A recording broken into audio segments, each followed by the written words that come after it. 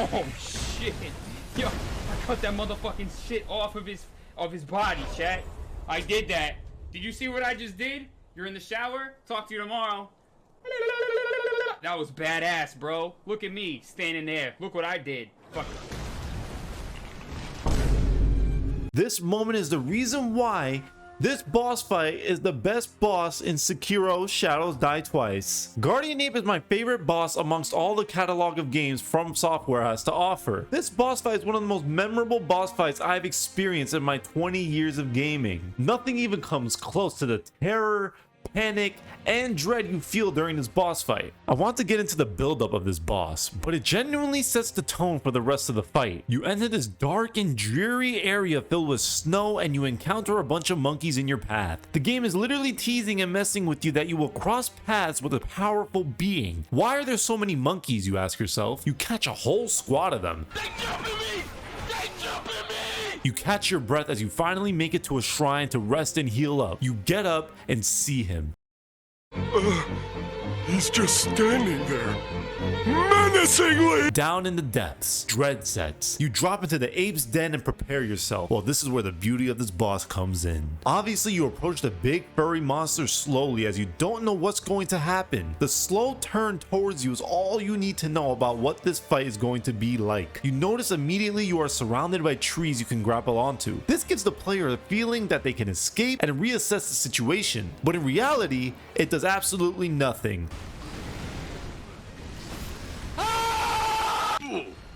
It didn't work. What makes this boss so great is the animations and attack it throws at you. Up until this point, the game's traditional combat had you dishing it out and going toe to toe with fellow swords people. Except of course, Flaming Bull and Chained Ogre. The game doesn't really prepare you for a fight like this. Every moment in this fight made me go, holy shit. The first time he chucked his poop at me, all I could do was laugh. I laughed even more realizing that I can parry it. His fart attack, if you smell it for too long, will give you a poison ailment.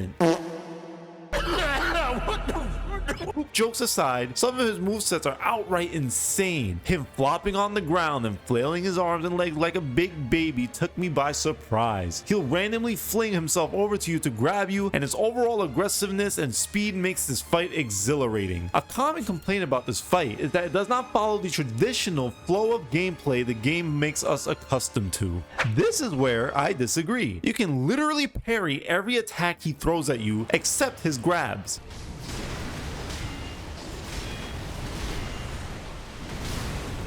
A first-time player, of course, won't know this and will use the tactic of running away and going back in until it's right. But once you get the moment of clarity that you are able to parry him, the boss becomes much more enjoyable. Well, you die over 50 times, you finally sever the ape's head, and now you can breathe. You feel accomplished. There's no way he's coming back from that now, right? And all of a sudden, 10 seconds later,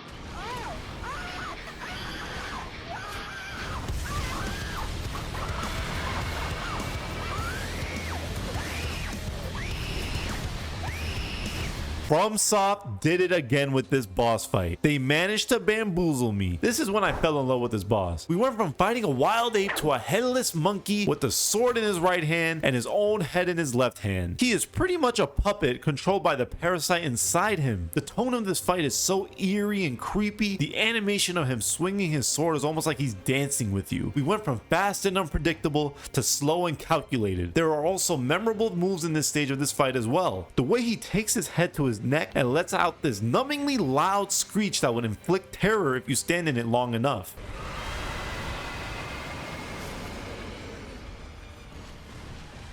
The screeching of the violins and the music in the background also add to the dreadful tone this stage of the fight gives off.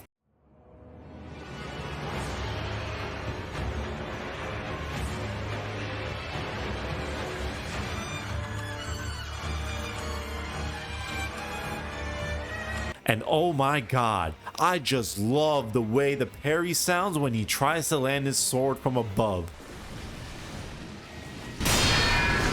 And the monkey lore is another reason why I love this guy so much. After defeating the original Guardian Ape, you end up picking up a lotus flower. And it got me asking, Why is this flower here? What was the purpose of me actually fighting this big monkey? Well, it is said that the flower's aroma attracts other female apes. The guardian ape ended up becoming infested by, of course, the parasite inside him, giving him immortality and causing him to grow old, while his female companion at the time ends up dying as years go by. The ape then becomes protective of the cave with the flower, hoping to attract another mate. But that journey was cut short by us, the shinobi, who we end up killing to claim the lotus flower. We also see skeletal remains inside the cave, implying that this was once in fact the mate of the guardian ape. Way to go, FromSoftware. You made me cry over a boss that gave me 3 hours of hell on my first playthrough. Each aspect I described in this video is what made this fight so special for me. I played against many, and I mean many bosses, but this is the first boss that made me shit myself and cry at the same time. The adrenaline from fighting him and the huge satisfaction from beating him is unmatched. But I know this video will have differing opinions, so let me know your favorite boss down below. With that, I hope you guys enjoyed this little passion rant, and if you enjoyed the video,